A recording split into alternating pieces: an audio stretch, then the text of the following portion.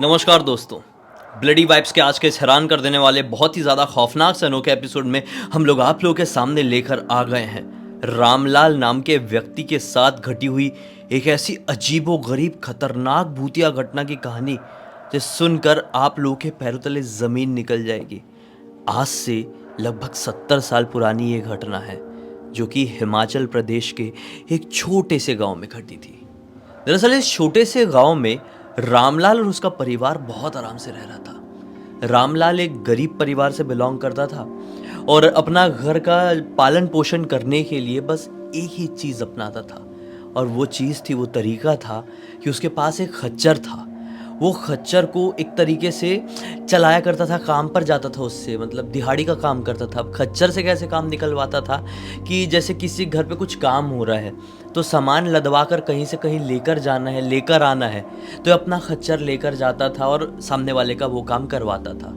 तो ऐसे इन लोगों का घर चल रहा था। घर की बात करें तो रामलाल, रामलाल की पत्नी, एक बच्चा, माता पिता, भैया भाभी, पूरा जॉइंट फैमिली थी। और भैया कुछ करते नहीं थे और पिताजी बूढ़े हो गए थे तो वो भी कुछ नहीं कर पाते थे। तो ऐसे इन लोगों का भाई घर चल रहा था। अब एक दिन की बात है, ऐसे ही रामलाल को एक ऑफर आता है। दरअसल ये ऑफर बहुत ही बढ़िया था। इनके गांव के बाजू में एक और गांव था। उस गांव में एक बहुत रईस आदमी रहा करता था। उसके उस गांव में 2-3 घर थे, तो वो एक और अपना घर बनवाया हुआ था कुछ टाइम पहले, तो उसको मरम्मत करवा के वहां पर शिफ्ट होना था। तो ये मरम्मत का काम था जो कि लगभग 3 दिन का काम था। रामलाल के पास ये काम आया कि भाई तुम अपना खच्चर लेके हमारे गांव में आओ, हमारे घर का जो कंस्ट्रक्शन का काम चल रहा है ना, उसके लिए कुछ पत्थर, रेत, ये सब की ज़रूरत पड़ेगी, तो तुम अपने खच्चर से थोड़ी आगे जंगल की तरफ जाना और ये पत्थर, रेत और जो भी कंस्ट्रक्शन में लगने वाली चीज़ें हैं वो हमारे घर तक लेकर आना। इसने सोचा कि यार ये तो बढ़िया ऑफर है, कितने रुपए मिलेंगे? तो पता चला पूरे 1 रुपए मिलेंगे। ये खुश हो गया। 70 साल पहले 1 रुपए बड़ी बात होती थी। इसने सोचा बहुत टाइम बाद ऐसा वाला ऑफर आया है, मैं हाँ कर देता हूँ। घर वाले भी खुश हो गए और ये अपना खच्चर लेकर वहाँ पर पहुँच गया। पता चला कि वहाँ पर एक मिस्त्री की भी ज़रूरत है। अब रामलाल को मिस्त्री वाला काम भी आता था, तो उसने बोला कि मुझे ही रख लीजिए। तो मालिक ने बोल दिया कि ठीक है भाई, 2 रुपए देंगे, अगर कर सकते हो तो बताओ। रामलाल बहुत खुश हो गया और खुशी खुशी वो काम में लग गया। 2 लेबर थे और ये एक मिस्त्री के रूप में काम करने लगा और खच्चर इसका तो था ही सामान को इधर से उधर लाने ले जाने के लिए। बढ़िया से इन लोगों ने 3 दिन का काम जो था वो 1 दिन में लगभग 70% कंप्लीट कर दिए। बहुत खुश थे लोग, दिन भर से एकदम कड़ी मेहनत से काम किए और 70% काम रात के 8 बजे तक खत्म हो गया। अब ये लोगों ने बोले, जितने मजदूर और रामलाल थे, मालिक से कि मालिक हम निकलते, काफ़ी काम हो गया है, अब कल या परसों आके, अब जो हमने इतनी जल्दी कर दिए हैं कंप्लीट कर देंगे काम 1-2 दिन में। तो मालिक ने बोले चलो मैं भी तुमसे बहुत खुश हुआ, एक काम करो यार तुम लोग बैठो, अभी तुम्हारे लिए ना खाना बनवाता हूँ। तो जो मालिक का जो मेन घर था वो इस कंस्ट्रक्शन वाले घर से थोड़ी ही आगे था। तो मालिक और मालिक की पत्नी ने बोल दिए कि तुम लोग थोड़ी देर बैठो, हम बढ़िया खाना तुम्हारे लिए बनवाते हैं। और ये बेचारा खच्चर भी दिन भर से थक गया होगा, इसके लिए भी कुछ खाने का इंतजाम करते हैं, तुम लोग बैठो। तो ये लोग खुश हो गए, अरे चलो मालिक इतना बड़ा आदमी हमको खाने के लिए बोला हुआ है। और खच्चर के लिए भी खुश हुआ। रामलाल अपने खच्चर से बहुत प्यार करता था। तो ये सब मजदूर लोग, ये लोग बैठ गए और बोले क्या कर, थोड़ा टाइम पास। तो ये लोग पत्ते खेलने लगे। पत्ते खेलते खेलते खेलते खेलते उधर खाना बन रहा है चूल्हे में। पहले के ज़माने में तो ऐसा गैस स्टोव होती नहीं थी, चूल्हे में ही बनता, चाहे कोई कितना भी रईस रहे, है ना। तो वहाँ पे चूल्हे में अलग खाना बन रहा है। घनी ठंड का टाइम था, जनवरी का टाइम था, बढ़िया कोहरा छाया हुआ है। इन लोगों ने बोनफायर लगा दिए और पत्ते खेल रहे हैं। फिर मालिक भी आ गए, पत्ते खेलने में एकदम सब मशगूल हो गए और पता ही नहीं चला कि कब रात के 12 बज गए। यहाँ पे खाना तो बन चुका था, ऐसा नहीं था कि 12 बजे तक खाना नहीं बना, लेकिन उसने भी देखे, मतलब मालिक की पत्नी ने भी, कि चलो इतने अच्छे से बेचारे लोग बैठे हुए हैं और मेरे हस्बैंड भी बैठे हुए, थोड़ी देर बैठने देती हूँ। तो ऐसा 12 बज गए। अब पहले ऐसी घड़ी, मोबाइल, ये सब तो होता नहीं था, टॉर्च वॉर्च, हाँ। तो फिर भी अंदाज़ा लगा देख के चांद को, चांदनी को, कि बहुत टाइम हो गया है। तो रामलाल ने बोला मालिक मैं निकलता हूँ, बहुत लेट हो गया। मालिक ने बोले नहीं नहीं, खाना खाओ, पहले खाना खाओ। फिर खाना वाना खाए। अब जो लेबर लोग थे वो इसी गांव में रहते थे, लेकिन रामलाल दूसरे गांव से आया हुआ था। अब जो रामलाल के गांव जाने का रास्ता था वो नॉर्मल नहीं था। मतलब उसके गांव जाने के ना 2 रास्ते थे। इन दोनों रास्तों के बारे में आगे बताऊंगा, लेकिन जब खाना वाना हो गया और रामलाल फिर से उठ के जाने के लिए बोला तो मालिक ने बोले कि भाई तेरा गांव अब इतना सही नहीं है उसका रास्ता, मत जा, एक काम कर, रुक जा और कल ही तुम लोग काम कंप्लीट कर देना, ये समय सही नहीं रहेगा। तो रामलाल ने बोला मालिक मैंने अपने घर पे किसी को बताया नहीं हूँ, घर वाले बड़ी चिंता में आ जाएंगे और पैसे वैसे भी मेरे पास है तो उन लोगों को ऐसा लगेगा कि किसी चोर वोर ने तो मुझे नहीं पकड़ लिया है, मैं निकल जाता हूँ मालिक और मेरा खच्चर तो मेरे साथ है, बैठ के निकल जाऊँगा अगर ऐसी ज़रूरत पड़ेगी तो। सब लोगों ने बोले ठीक है भाई निकल जा। ये निकल पड़ा। चांदनी रात थी, पूरा सुनसान हो चुका था इलाका। सोचते सोचते आ रहा था, क्या सोच रहा था अब मैं वो बताता हूँ। दरअसल उस गांव से रामलाल के गांव का जो रास्ता था वो बहुत एबनॉर्मल था। एक बार की बात है, वहाँ पे ना कुछ 3-4 लोग कहीं से जा रहे थे और उनके ऊपर एक बड़े से आदमखोर शेर ने हमला कर दिया था, जिसकी वजह से उनकी मृत्यु हो गई थी। उस दिन के बाद से वहाँ से जो कोई भी गुजरता था उनको लिटरली वो 3-4 लोगों की आत्मा होने का आभास होता था। ऐसा बहुत, और एक अकेला किस्सा नहीं था वहाँ पे, उस रास्ते में एक और कांड हुआ था। एक औरत थी जो कि कहीं बाहर गांव से इस गांव के इस रास्ते के पास रहने के लिए आ गई थी। दरअसल ये रास्ता जंगल से होते हुए जाता था ना, तो औरत कहीं बाहर गांव से आई हुई थी और इस जंगल में उसने अपना घर बना ली थी। और सबको क्या बोलती थी वो कि मैं एक वो अघोरनी जैसे कि जिसको कहते हैं ना, वो हूँ मैं, और मैं इंसान जो ऐसा अपना अंतिम संस्कार करके चले जाते हैं ना, उनकी बॉडीज को खाती हूँ, ऐसा बोलती थी। तो गांव वालों ने सोचा अरे छोड़ो, अघोरन है, ठीक है उसको वहाँ पे रहने देते हैं। लेकिन कुछ समय बाद ये हुआ उसके आने के बाद कि गांव वालों ने नोटिस किया कि गांव के बच्चे गायब हो रहे हैं। रामलाल के गांव वालों ने भी और उस गांव वालों ने भी जहाँ से ये काम करके आ रहा था, और आसपास के और गांव वालों ने भी, सभी लोग समझ गए कि इस औरत में पक्का कोई झोल है, ये कोई अघोरन नहीं है, ये कुछ और ही है, ये कुछ गड़बड़ करती है बच्चों के साथ, टोना टोटका करती है कि बच्चों कैसे गायब कर रही है मालूम नहीं। गांव वालों का एक दिन दिमाग खराब हुआ और गांव वाले जहाँ पर वो रह रही थी वहाँ पर गए और मिट्टी तेल डाल के फूंक दिया उसका पूरा घर। वो औरत भी अंदर ही थी। तो भाई उस दिन के बाद से जो कोई भी उस रास्ते से गुजरता था रात के समय खासकर, वो पागल हो जाता था। तो बहुत सारे लोग तो वहाँ पे एंटर तो करते थे लेकिन उनका मृत शरीर वहाँ पर मिलता था। गांव के लोग, बहुत सारे लोग जो विश्वास करते थे वो तो यही कहते थे कि वो औरत मरने के बाद और भी ज़्यादा खतरनाक हो गई है, इसलिए वो पूरा रास्ता हॉन्टेड हो गया है। और जो लोग विश्वास नहीं करते थे वो लोग ये कहते थे कि उनके ऊपर वही आदमखोर शेर वार करता है जिसने उन 3-4 लोगों को मारा था। तो वहाँ पे उस रास्ते के बारे में इतनी सारी बातें फैली हुई थी ना कि किसी की भी नॉर्मली हिम्मत नहीं होती थी वहाँ से रात में आने जाने में। अब उस गांव से रामलाल के गांव आने के 2 रास्ते थे। एक वो रास्ता था जिसके बारे में मैंने अभी बताया आप लोगों को, ये हॉन्टेड वाला रास्ता, ये बदनाम रास्ता, और एक दूसरा रास्ता जो कि नॉर्मल था, और ये नॉर्मल वाला रास्ता शॉर्टकट था। लेकिन रामलाल यही सब कुछ सोचते सोचते आ रहा है, जब 2 रास्ता कटा उसे गांव में जाने के लिए, तो उसको जो शॉर्टकट वाले रास्ते से जाना था, नॉर्मल वाले रास्ते से जाना था, वो गया नहीं, वो लंबा वाला रास्ता पकड़ लिया, वही जहाँ पर इतने सारे कांड हुए थे। सोचते सोचते अब वो आधा रास्ता पार कर लिया, फिर उसको दिमाग में आया, देखो अंधेरा कई बार होता है बहुत ज़्यादा, तो हमारा दिमाग इतना काम नहीं कर पाता है, और दिन भर से काम कर रहा था आज रामलाल, तो थोड़ा सा ब्लैंक ऑलरेडी था, थका हुआ था दिमाग से भी। आधा रास्ते में आ गया, तब उसके दिमाग में आ रही, बोला मैं तो गड़बड़ आ गया क्या, लेकिन अब वापस जाऊँगा तो और गड़बड़ हो जाएगी। इतने में सोचा ही उसने कि उसको ऐसे झटका लगा कि जैसे पीछे से चल रहा उसका खच्चर अपने आप रुक गया चलते चलते। तो पलट कर देखा, उसका कुछ नाम रखा था, क्या हो गया, चल क्यों नहीं रहा है। तो वो अजीब सा आवाज़ निकालने लगा, जैसे ये लोग गधे लोग, खच्चर लोग आवाज़ निकालते हैं, वैसी वो आवाज़ निकालने लगा। तो रामलाल फिर उसके पास गया, बोला क्या परेशानी है, जाना नहीं है क्या, यहाँ से जल्दी जल्दी निकलते हैं ना, क्यों दिक्कत कर रहा है। तो फिर खींच रहा है, तो खींच नहीं रहा है। तो अभी उसके पीछे गया और उसको लकड़ी से ढकेलते हुए आगे बढ़ने लगा। फिर आगे एक ब्रिज आया, वो ब्रिज क्रॉस हुआ और वो खच्चर अब नॉर्मल हो गया, नॉर्मल चलने लगा।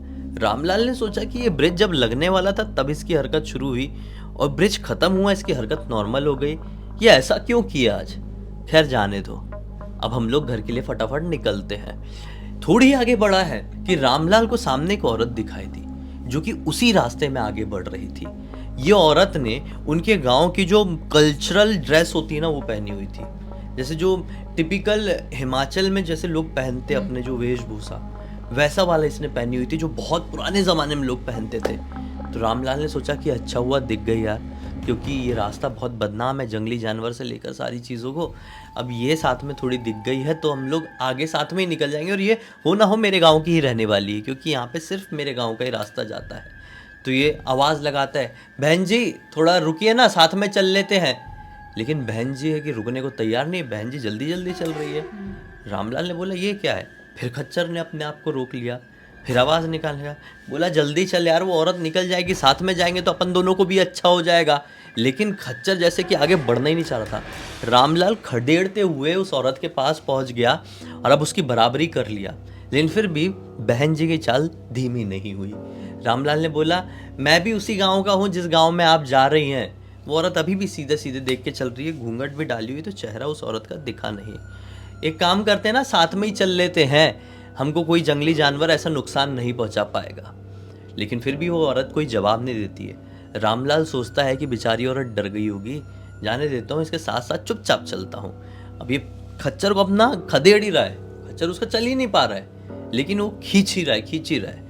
कुछ कदम चलने के बाद अचानक से रामलाल को आवाज़ आती है, बेवकूफ़, डरने की ज़रूरत तुझे किसी जानवर से नहीं बल्कि मुझसे है। रामलाल शॉक्ड हो जाता है, धीरे से औरत को पलट कर देखता है कि ये औरत नहीं बोली क्या।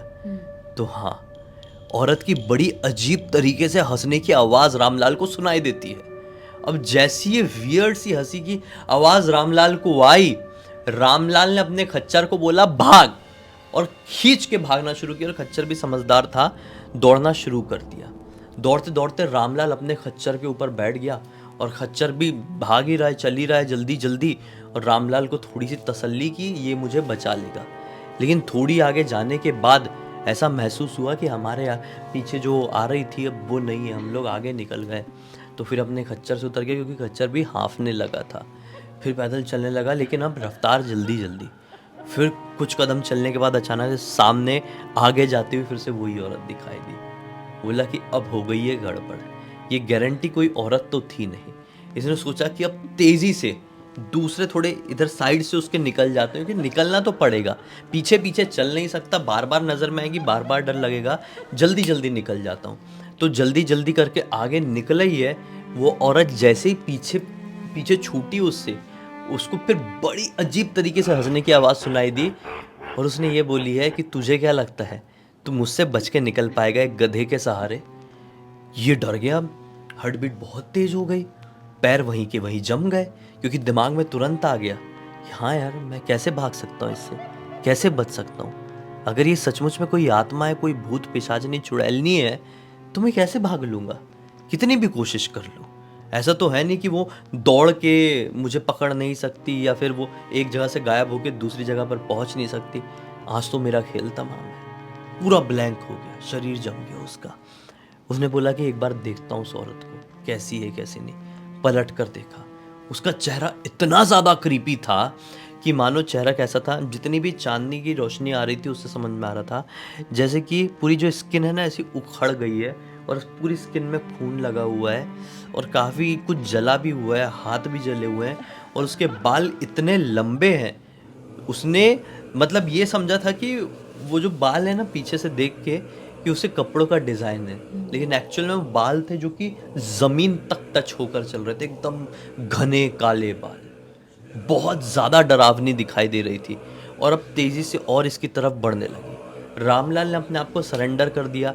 अब अपने खच्चर से भी बहुत प्यार करता था, अपने खच्चर के ऊपर बैठ गया कि कुछ भी होगा तो हम दोनों को साथ में ही होगा, मैं इसके साथ ऐसा कुछ होते हुए देख नहीं पाऊंगा। अब बैठा तो फिर अचानक से दिमाग में आया कि ये तो भाग सकता है, उसको बोल रहा है भाग भाग भाग भाग, लेकिन अब वो भी नहीं भाग रहा है, खच्चर भी डर के है, अपनी जगह ऐसे आगे पीछे हो रहा है, रोने जैसी आवाज़ निकाल रहा है।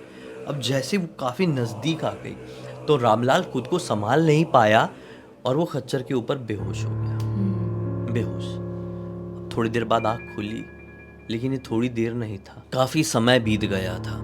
लगभग 2 दिन हो चुके थे और वो अपनी खटिया में जागा, अपने घर की खटिया में। जैसी जागा तो उसकी पत्नी दौड़ के उसके पास है और उसको गले से लगा ली। बोली क्या हो गया था आपको, आप 2 दिन से ऐसे ही पड़े हुए हैं, बताइए पूरी बात। तो रामलाल ने पूरी बात बताया। इन लोगों ने बताया कि आप हमको 2 दिन पहले सुबह सुबह के वक्त अपने आंगन में पड़े हुए मिले और साइड में हमारा खच्चर भी खड़ा हुआ था, यानी कि खच्चर उसको वहाँ से यहाँ तक लेकर आया था। ऐसा हुआ था सीन। आसपास और भी कुछ बुजुर्ग लोग इकट्ठे हो गए थे, रामलाल के पिताजी भी थे। सब लोग आके रामलाल को समझाए, बेटा तूने उस रास्ते से आके गलती कैसे कर दी, तेरे को आना ही नहीं था वहाँ से। जब हमें सबको मालूम है कि वहाँ पे हमने पूरे गांव वालों ने मिलके एक औरत के साथ ऐसा कांड किए थे, तो पूरी पूरी जगह हो गई श्रापित। तुझे वहाँ से आना ही नहीं चाहिए था, और आ भी रहा था, थोड़ा हिम्मत बना के रखना था। इतना ज़्यादा डर क्यों गया? थोड़ा बिना डरे साहसी बन के आया होता तो कुछ अच्छा हो जाता। तो फिर सब लोगों ने बोले कि नहीं, ये साहसी ही था और इसके ऊपर आशीर्वाद था भगवान का, जो कि ये बचकर आ गया। क्योंकि उस रास्ते से रात के समय जो भी निकल कर आया है ना, वो जिंदा ठीक सही सलामत बचा ही नहीं है। दरअसल ये कहीं पे भी निकलने से पहले इनके कुलदेवता के हाथ जोड़कर निकलता था, तो कुलदेवता का आशीर्वाद था इसके ऊपर, जो ये बचकर आ गया। वरना अच्छे अच्छे लोग वहाँ पर अटक जाते हैं। ये काफ़ी फेमस प्रचलित वहाँ की कहानी है। उस जगह का नाम बढ़िया से था यार, एकदम दिमाग से निकल गया, लेकिन हिमाचल, कसौल कसौल कसौल के अंदर एक छोटा सा गांव है। वहाँ की ये घटना, बहुत सारे लोगों को ये कहानी पता है। इस पूरी घटना की जानकारी उदय ने इंस्टाग्राम के ज़रिए हमको लिख कर भेजा और बोला कि पूरी दुनिया को बताइए कि जानवर भी इस तरह से अपने मालिक की जान बचा सकते हैं। ऐसा नहीं है कि इंसान ही जानवरों की मदद करके उनके ऊपर एहसान करते हैं। ज़रूरत पड़े तो जानवर सबसे आगे खड़े रहेंगे आपकी मदद करने के लिए, अगर आप उनकी मदद करते हैं तो। सही बात है, बहुत ही ज़्यादा वफादार और बहुत ही ज़्यादा इंसानों से प्यार करते हैं, और वो इंसानों को अपना सब कुछ मान लेते हैं। सही बात है, क्योंकि इंसानों के अलावा उनके लिए कोई नहीं होता है दुनिया में। अगर आप उनको खिला रहे हो, पिला रहे हो, तो आपको अपनी दुनिया मान लेते हैं वो। तो इसीलिए बेहतर है कि आप सबसे प्यार करो और अच्छे से रहो। सही बात है। उम्मीद करते हैं कि आज की इस कहानी के जरिए आप लोग एक बहुत अच्छी सीख और मनोरंजन भी मिला होगा। तब तक इस वीडियो को देख लिए हैं तो लाइक जरूर कर देना, चैनल को सब्सक्राइब करके बेल आइकन दबा के ऑल के ऑप्शन में क्लिक करना, क्योंकि इसी तरह के हैरान कर देने वाले खौफनाक वीडियोस डेली आप लोगों के सामने लेके आते रहते हैं। इंस्टाग्राम की लिंक इस वीडियो के डिस्क्रिप्शन बॉक्स में मिल जाए, क्लिक करके डायरेक्टली वहां पर पहुंच जाना। और इसी तरह की कोई भी कहानी, टॉपिक या जानकारी आप लोगों के पास भी है तो लिख भेजना। हो सकता है हमारा अगला वीडियो कल आप लोगों के हिसाब से ही बन रहा हो। तो चलिए कल फिर से मिलते हैं, तब तक के लिए बहुत बहुत धन्यवाद। आपका दिन शुभ हो।